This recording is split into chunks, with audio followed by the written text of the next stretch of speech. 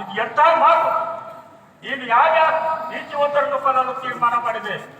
ನಮ್ಮ ಮಹಾರಾಯರಿಂದ ಸೇರ್ದಾರಾಯಣದ ಬಹುವಾಗಿ ಒಳಪಡುವ ಇಂಥ ನೀತಿವಂತ ಯೇಸುವನ್ನು ಶಿಲುಬೆಯಲ್ಲಿ ತಂದು ಕೊಲ್ಲಲು ಕಾರಣವೇನು?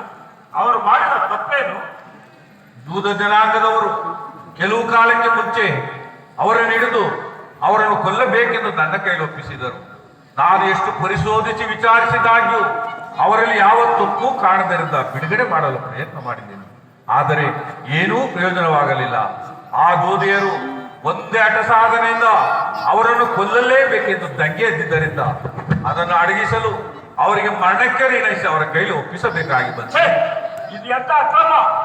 ನೀನು ಯಾಕೆ ಆ ನೀತಿವಂತರನ್ನು ಕೊಲ್ಲಲು ತೀರ್ಮಾನ ಮಾಡಿದೆ? ದುಷ್ಟನೇ, ಅಕ್ರಮಗಾರನೇ, ಇದಕ್ಕೆ ತಕ್ಕ ದಂಡನೆ ಬಿಡುವುದಿಲ್ಲ. ನೋಡ್ತಾ ಇರು.